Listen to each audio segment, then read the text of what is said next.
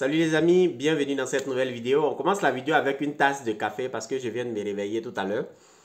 Et là, j'ai pris une douche et je tenais vraiment à vous expliquer ce qui s'est passé hier à l'aéroport international de Kharkov où on a une étudiante qui s'est fait rapatrier.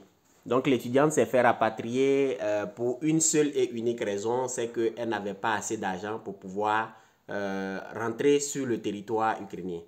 Donc, ce sont des histoires qui arrivent très souvent avec d'autres étudiants, mais avec moi particulièrement, c'est la première fois.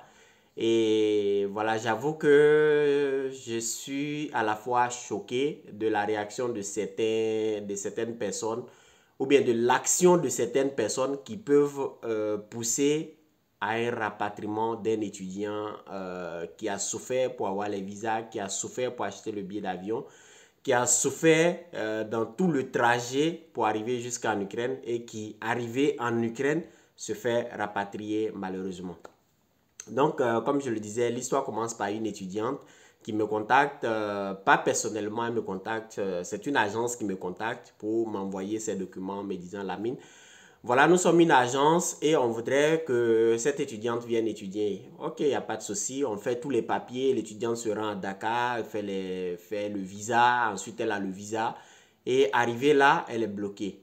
Elle est bloquée parce que d'après les parents de l'étudiante, ils ont payé ce qu'ils devaient payer à l'agence. Et l'agence, à son tour, quand l'étudiant doit voyager maintenant, n'arrive pas à lui remettre l'argent de la scolarité pour voyager.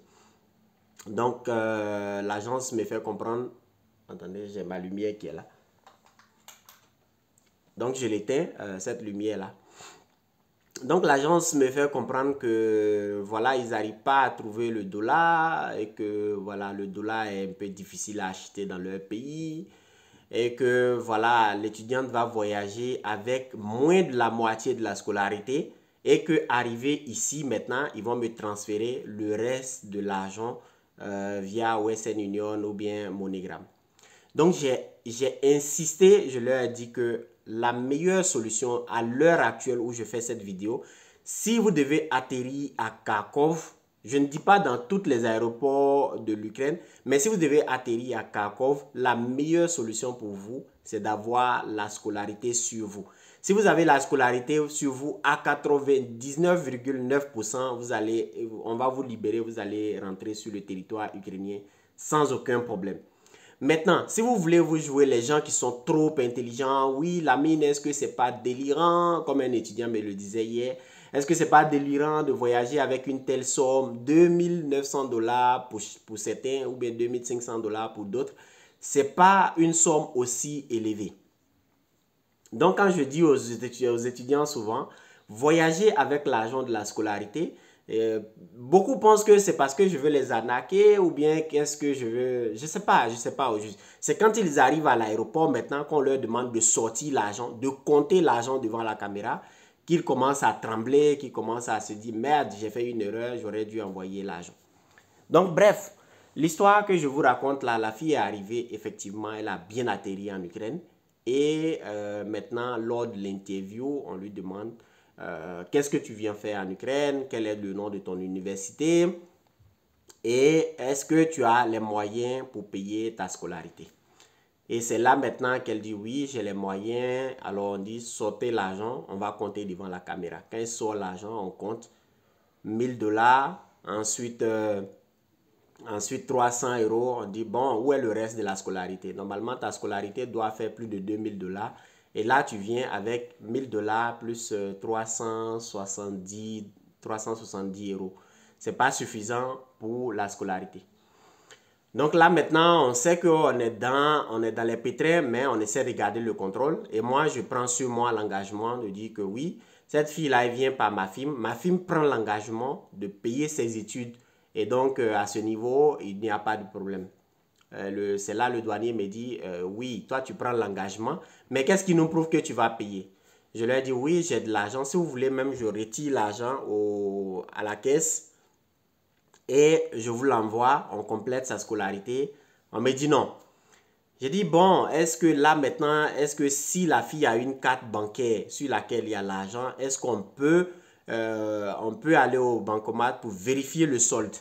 C'est là le douanier me dit, si elle a effectivement une carte bancaire, on va pas aller vérifier le solde parce que le solde ne va pas s'afficher ici. Ce qu'on peut faire par contre, elle peut montrer un relevé bancaire qui montre qu'effectivement, elle a l'argent sur son compte. Alors, c'est très intéressant ce côté de relevé bancaire là parce que il y a plein d'étudiants qui me demandent, Lamine, est-ce que voilà, j'ai envie de mettre mon argent sur ma carte et arrivé en Ukraine maintenant, je retire parce que je n'ai pas envie de voyager avec la carte. À supposer que vous ayez l'argent sur votre carte et que vous ayez effectivement un relevé bancaire et que vous tombez sur un douanier qui dit vouloir vérifier le solde. Parce que vous pouvez faire un relevé bancaire et après, vous retirez l'argent. Peut-être vous empruntez l'argent à quelqu'un, vous faites le relevé de solde, après vous retirez l'argent. Et si vous tombez sur un douanier, par exemple, qui dit qu'il n'est pas convaincu et qu'il veut forcément vérifier le solde, est-ce qu'il y a l'argent sur le compte? Bon, bref, ça, ce sont les détails. Mais le meilleur moyen, à l'heure où je fais cette vidéo, le meilleur moyen pour pouvoir traverser la frontière sans aucun problème, c'est d'avoir la scolarité. Et donc là, on est là maintenant, on sait qu'on est dans les problèmes. On sait que ces genres de problèmes-là finissent toujours, presque toujours par un rapatriement. Et donc moi, j'essaie de négocier un peu pour dire, mais la fille, elle a une bourse, c'est l'État qui doit payer ses études. Heureusement, elle avait un papier là de la bourse, on montre. Le douanier dit non, j'ai pas besoin de ça parce que qu'est-ce qui prouve que voilà, elle aura vraiment la bourse? Et qu'est-ce qui prouve qu'elle n'a pas déjà même pris l'argent de la bourse et est arrivée ici, malgré le fait qu'elle ait pris l'argent de la bourse, quelque chose de 500 et quelques dollars, ou bien, je ne sais pas comment on appelle ça dans leur pays, mais ça doit être une bourse d'études où chaque mois, l'État lui paye 500 dollars. Malgré tous ces papiers qu'on montre, le douanier dit qu'il n'est pas convaincu et que la seule solution pour lui, c'est de rapatrier la fille dans son pays d'origine. Et là, malgré toutes les transactions, malgré les appels, j'ai appelé des amis, j'ai essayé de voir est-ce qu'on peut faire. Malheureusement, on n'a pas pu faire quelque chose. Et donc, la fille a été rapatriée dans son pays. Je crois que ce matin-là, elle doit être déjà à Istanbul. Et puis d'Istanbul maintenant, étant donné qu'elle n'a pas de billet retour, Turkish va faire avec les moyens de bord. Parfois, quand on rapatrie les gens comme ça, on peut, si tu es par exemple congolais, on peut te rapatrier. Hein, tu te retrouves quelque part au Sénégal ou bien tu te retrouves en Côte d'Ivoire ou bien en Guinée. Donc les amis, évitons de prendre ces genres de risques. Et avant même que la fille ne voyage, j'ai dit à l'agence que cette fille qui arrive sans l'argent de la scolarité sera rapatriée. Parce que ça fait, mine de rien, ça fait plus de 6 ans que je fais venir les étudiants. Et donc, en 6 ans, j'ai acquis un certain nombre d'expériences. Je ne dis pas que je suis le plus expérimenté, mais j'ai acquis un certain nombre d'expériences qui me permettent aujourd'hui d'éviter certains pièges. Et donc, quand je vous parle, essayez de m'écouter, essayez de comprendre. C'est moi qui suis sur le terrain. C'est moi qui accueille les étudiants. Si vous regardez ma chaîne YouTube, j'ai accueilli au moins, sans exagérer, peut-être une centaine d'étudiants. J'ai réussi à filmer d'autres, je n'ai pas réussi à filmer certains ont refusé que je les filme. Mais en gros, en 6 ans, j'ai accueilli plus d'une centaine d'étudiants. Et donc, quand je vous dis quelque chose, essayez de prendre ça vraiment au sérieux. C'est pas un jeu en fait. Un étudiant qui dépense plusieurs millions pour venir jusqu'à l'aéroport international de Kharkov et qui se fait rapatrier. Imaginez un peu le nombre d'argent, les souffrances que cet étudiant a pris pour justement pouvoir venir étudier en toute sérénité. Donc, pour conclure cette vidéo, j'aimerais dire 2 choses.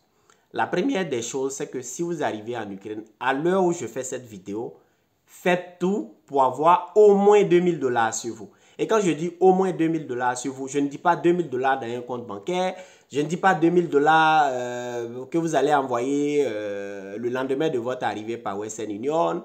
Je ne dis pas, je dis là et maintenant. C'est-à-dire que quand le douanier te dit sors l'argent, tu dois être capable de sortir au moins 2000 $ de scolarité pour déposer sur la table. Au moins 2000 $.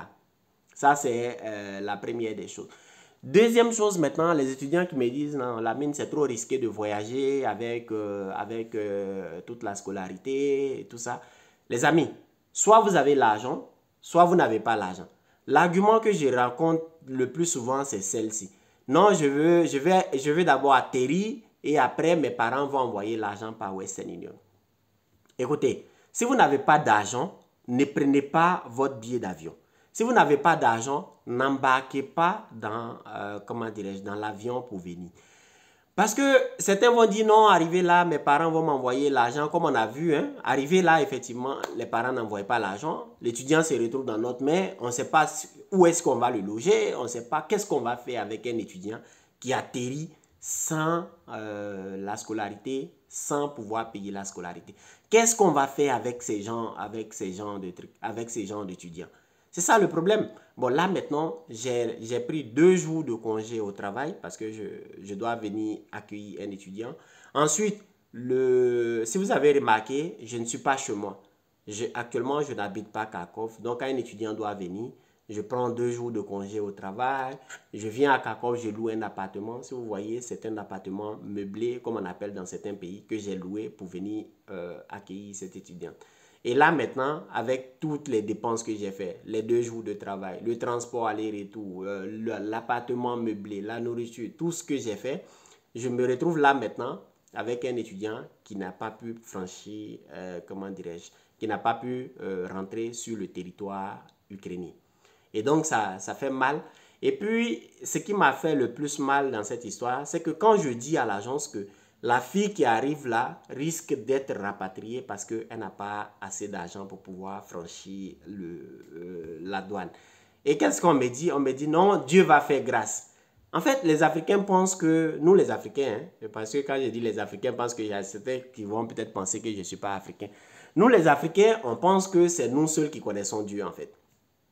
Quand il y a les règles qui sont établies, suivez les règles.